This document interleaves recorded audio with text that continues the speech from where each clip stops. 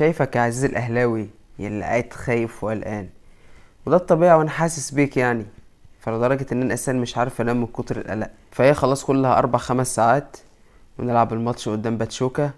والله اعلم، الله اعلم هيبقى بعد الماتش هيبقى كلامنا عامل ازاي. هل هنكسب؟ هل هنخسر؟ الواحد فعلا قلقان، الواحد قلقان ومش عارف نعمل ايه. حتى انا عينيا حمر اصلا من التفكير وقلة النوم ومش عارف اتكلم. بس انا جالك النهارده نتوقع التشكيله. هي التشكيله مش هيبقى فيها افتكاسه يعني التشكيله بنسبه 99% احنا عارفينها، مش هيبقى فيها افتكاسه. بس انا عايز اقول لك مين اللي هيفرق معانا في التشكيله فعلا لو فايق وفي حالته. فالتشكيله تقريبا 99% هتبقى كالتالي: الشناوي في حراسه المرمى، ربيعه وياسر، عمر كمال، عبد الواحد، ويحيى عطية الله. نص الملعب هيبقى عندك مروان عطيه واكرم توفيق، امام عاشور، الونجين حسين الشحات وطاهر محمد طاهر، والمهاجم كده كده اسامه ابو علي. تمام يا عزيزي، دي التشكيله تقريبا اللي 99.9 متفقين عليها وعارفين ان دي اللي هتبدا. بس اللي هيفرق معاك بقى لو فايق فعلا وفي حالته هو امام عاشور. ليه بقى يا عزيزي امام عاشور هيفرق معاك الماتش دوت؟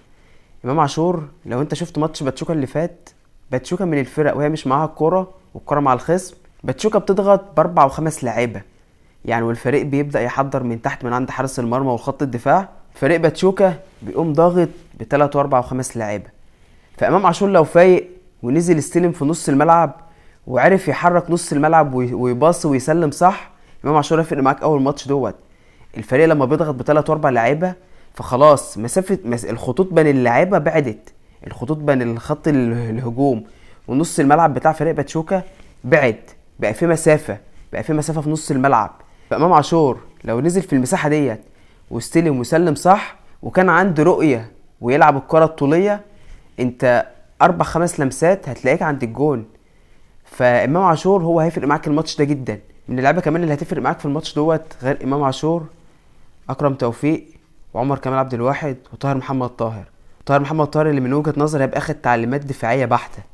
طاهر محمد طاهر هيبقى موجود بيساند عمر كمال كتير واكرم توفيق، علشان الناحيه الشمال او الجبهه الشمال عند باتشوكا سواء الباك او الوينج اللي هو اسامه ادريسي، ده اخطر جبهه عندهم، اخطر جبهه عندهم. انت لو شفت ماتش بوتافوجو الجون الاول الباك هو اللي عامل له الاسيست، عامل له اسامه الادريسي الاسيست، والجون الثالث كان من هجمه مرتده واسامه ادريسي عامل اسيست.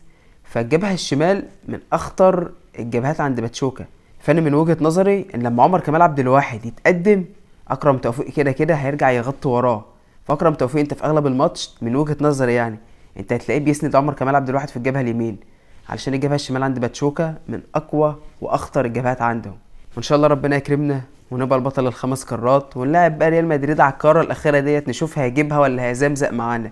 بس كده يا عزيزي، برضو انت ما تنساش تقول له رايك في التعليقات وتتوقع النتيجه معايا في التعليقات. انا واحد متوقع النتيجه مثلا من 3 ايام 2-0 ان شاء الله للاهلي.